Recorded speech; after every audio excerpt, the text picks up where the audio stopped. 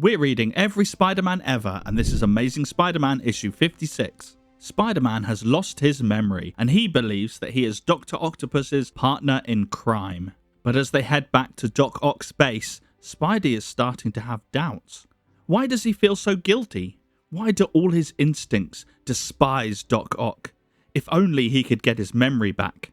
But his thoughts are interrupted by a police car which begins to chase their van. Doc Ock fires the nullifier at the car, disabling it, but the nullifier begins to smoke in the process. Something is wrong, and Spider-Man realizes that he knows something about the device, that he must be some kind of scientist. But if he was a scientist, why would he be wearing this silly costume? Back at the secret hideout, and Doc Ock has realized what is wrong with the nullifier. It's missing isotope 16, and Doc Ock knows exactly where to find some and commands Spider-Man to go and get it. But before he does, Doc Ock tells Spidey to just take off his mask to reveal his secret identity. This is a mistake, because Spidey wants to know why. If they're partners, why doesn't Doc Ock know who he is? And so Spidey hesitates. Before Spidey can work out the truth though, Doc Ock starts a fight, and the two of them tussle before Doc Ock calls the whole thing off, claiming it was just a test, to make sure that Spidey had really lost his memory. Spider-Man believes the Doctor, takes a map to his goal, and swings off to steal some isotope. Meanwhile and elsewhere, Gwen Stacy and Harry Osborn are worried about Peter, and they pay a visit to Aunt May's house. She also hasn't heard anything from her nephew, and she starts to worry, and so Peter's friends console her. He's probably busy chasing up this story about Spider-Man joining Doc Ock, taking some pictures for Jonah.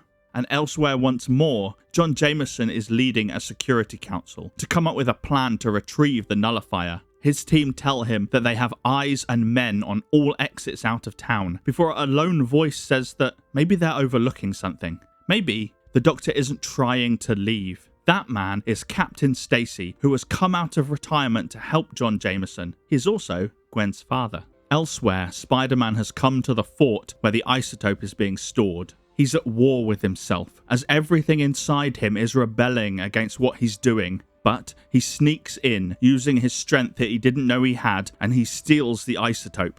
When guards interrupt him, he webs them up and dives out of a window, losing his map in the process. And he swings away, leaving it. He's sure that he could web it back to him, but something in the back of his mind didn't want to. Wanted to leave the map for others to find. And others do find it, namely Jonah Jameson, who now knows exactly where Doc Ock is hiding with the nullifier.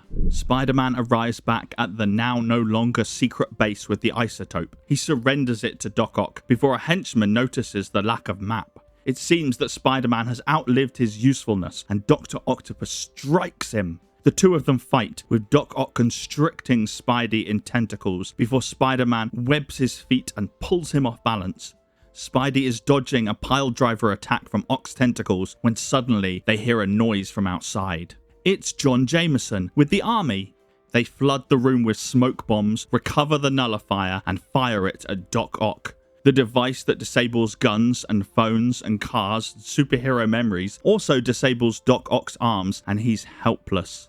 Except he still has Spider-Man. The Doctor commands our hero to attack, to save him, and to save himself. After all, Spider-Man is a criminal now. Spidey walks threateningly towards Jameson, his mind in torment. But in the end, he chooses to do nothing. Doc Ock is no partner of his. The Doctor is then arrested for the theft of the nullifier, his mechanical arms stripped from him. When the army goes to arrest Spider-Man too, he swings away, and Jameson stops his men from firing at the hero. That man, Jameson says, has something that he needs to work out. And Jameson is right. Spider-Man still doesn't know who he is. He pulls off his mask and looks at his reflection, and he does not recognize it. He's just somebody with no yesterdays and no tomorrow.